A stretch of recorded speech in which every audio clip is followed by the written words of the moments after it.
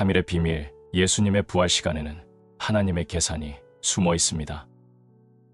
그리스도는 언제 부활하셨습니까? 그리스도께서는 십자가에 못 박히신 뒤 사흘째 되는 날에 부활하셨습니다. 요나가 밤낮 사흘 동안 큰 물고기 뱃속에 있었던 것 같이 인자도 밤낮 사흘 동안 땅 속에 있으리라. 그것은 그리스도께 예정된 시간이었습니다. 선지자들의 달력에 그리스도를 위해 표시된 시간이었고 그리스도에게 알맞고 그분에게만 적용되는 고유한 시간이었습니다. 하나님께서 죽음에서 다시 살리신 모든 자 가운데 오직 예수 그리스도 외에는 사흘 만에 다시 살아난 이가 없었습니다. 어떤 이는 사흘이 되기 전에 다시 살아났고 어떤 이는 사흘이 넘어서 다시 살아났습니다. 수넴 여인의 아들, 사르밧 과부의 아들, 야이로의 딸, 나인성의 사람, 다른 몇몇 사람은 사흘이 되기 전에 다시 살아났습니다. 나사로와 그리스도께서 부활하실 때 무덤에서 다시 살아난 성도들은 무덤 속에서 사흘보다 더 오래 머물러 있었습니다. 오직 그리스도만이 사흘이 되었을 때 다시 살아나셨습니다. 그것은 그분이 메시아라는 사실을 드러냅니다. 말씀에 그리스도가 고난을 받고 제3일에 죽은 자 가운데서 살아날 것이라고 되어 있기 때문입니다. 만일 그리스도가 사흘보다 더 일찍 살아나셨다면 그분이 실제로 죽으셨는가에 대해 의심이 일어났을 것입니다. 만약 그리스도께서 사흘보다 더 오랫동안 무덤 가운데 계셨다면 그분이 부활하신 것에 대해 의심했을 것입니다. 열사병과 같이 겉으로는 죽은 것처럼 보이지만 실제로는 다시 살아날 수 있는 예가 있기 때문입니다. 또한 그리스도께서는 실제로 무덤 속에서 사흘 이상 계시지 않았습니다. 모든 죽은 시체에서 특별히 부상을 입은 몸에서 부패가 사흘부터 시작되기 때문입니다. 그런 사실은 복음서에 나오는 나사로의 이야기에서도 알 수 있습니다. 나사로의 무덤 앞에서 예수님이 돌을 옮겨 놓으라고 명령하시자 그의 누이 마르다는 이렇게 대답했습니다. 주여, 죽은 지가 나흘이 되었음에 벌써 냄새가 나나이다. 그러나 그리스도의 몸은 예언대로 부패해서는 안 되었습니다. 이는 주께서 내 혼을 지옥에 버려두지 아니하시며 주의 거룩하신 이로 썩어짐을 보지 않게 하실 것임이니이다. 이 본문에서 주목해서 보시기 바랍니다. 모든 사람이 다시 살아날 것입니다. 그러나 그들의 몸은 먼저 썩어짐을 보게 될 것입니다.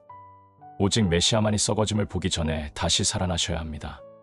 따라서 그리스도의 부활은 사흘 뒤로 미루어지지 않았던 것입니다. 호세아의 예언을 들어보십시오. 여호와께서 이틀 후에 우리를 살리시며 셋째 날에 우리를 일으키시리니 그것은 그리스도께서 또 그들에게 말씀하시기를 그리스도가 고난을 당하는 것과 죽은 자들로부터 셋째 날에 살아난다고 기록되었으며라고 말씀하실 때 친히 언급하신 구약의 본문이었습니다. 또한 그 본문은 사도 바울 역시 장사 지낸 바 되었다가 성경대로 사흘 만에 다시 살아나사 라고 말할 때 언급한 본문이기도 합니다. 이렇듯 성경의 많은 예표가 사흘이라는 정해진 시간을 말씀하고 있습니다.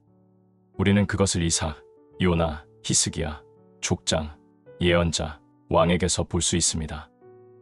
이삭의 경우 하나님께서 이삭을 번제물로 바치라는 명령을 하셨을 때부터 이삭은 이미 죽은 사람이었습니다.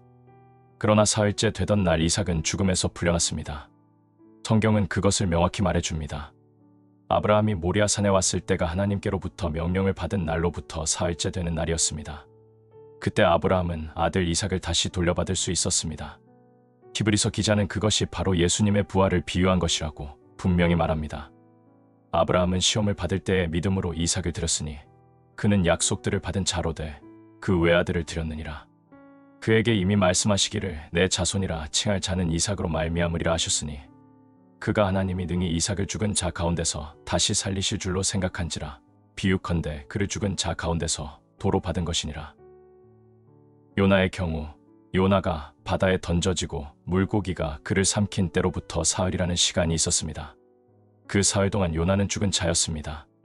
그러나 사흘째 되는 날 하나님께서 말씀하시자 물고기는 요나를 육지에 토했습니다.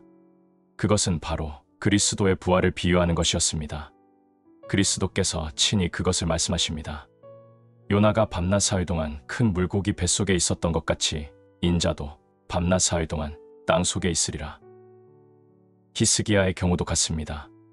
이사야 선지자가 히스기야에게 너는 집을 정리하라. 내가 죽고 살지 못하리라고 말했던 때로부터 사흘의 시간이 있었습니다. 히스기야는 그 사흘 동안 죽은 자나 마찬가지였습니다.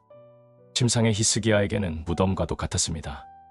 그러나 사흘째 되는 날 히스기야는 기적적으로 다시 살아났습니다. 선지자가 히스기야에게 말합니다. 내가 3일 만에 여호와의 성전에 올라가겠고 그것은 바로 그리스도의 부활을 비유하는 것이었습니다. 이렇듯 그리스도를 비유하는 이런 예표들이 사흘이라는 시간을 통해 그리스도의 메시아됨을 보여주고 있습니다. 그리스도께서는 자신에 대해 친히 예언하셨습니다. 자기가 예루살렘에 올라가 장로들과 대제사장들과 서기관들에게 많은 고난을 받고 죽임을 당하고 제3일에 살아나야 할 것을 제자들에게 비로소 나타내시니 인자가 장차 사람들의 손에 넘겨져 죽임을 당하고 제3일에 살아나리라. 그 뒤에도 그리스도는 다시 말씀하셨습니다. 보라, 우리가 예루살렘으로 올라가노니 인자가 대제사장들과 서기관들에게 넘겨짐에 그들이 죽이기로 결의하고 이방인들에게 넘겨주어 그를 조롱하며 채찍질하며 십자가에 못 박게 할 것이나 제3일에 살아나리라. 그리스도께서 매우 자주 그런 예언을 하셨기 때문에 대제사장들과 바리새인들이 그리스도가 돌아가신 뒤 빌라도에게 와서 이렇게 말할 정도였습니다. 주여, 저 속이던 자가 살아있을 때 말하되 내가 사흘 후에 다시 살아나리라 한 것을 우리가 기억하노니 그러므로 명령하여 그 무덤을 사흘까지 굳게 지키게 하소서. 물론 그리스도의 제자들도 그 말씀을 기억하고 있었습니다. 그래서 두 제자가 엠마오로 가는 길에 그리스도에 대해 많은 것을 이야기하며 그분이 이스라엘을 속량할 자로 팔았다고 말한 것입니다. 그러면서 두 제자는 다른 어떤 말보다도 특별히 더 주목해야 할 말을 덧붙였습니다. 이 일이 일어난 지가 사흘째요. 이 모든 것이 그리스도가 사흘째 되는 날에 부활하셨다는 것이 예언의 성취이며 그분이 진정한 메시아라는 것을 분명하게 증명합니다. 사흘이란 시간은 그리스도의 친구들을 위로하고 적들을 혼란과 좌절에 빠뜨리며 그분의 인성과 신성 모두가 사실임을 명확히 선포하기에 가장 적합한 시간이었기 때문입니다. 그리스도께서는 슬픔이 제자들을 완전히 삼켜버리지 못하도록 사흘 이상을 무덤 속에 머무르지 않으셨습니다. 또한 그리스도가 죽지 않았다고 원수들이 주장하지 못하도록 사흘 이전에 부활하지도 않으셨습니다. 무덤을 지키던 파수꾼들은 바로 이 사흘 동안 무덤을 지켰습니다.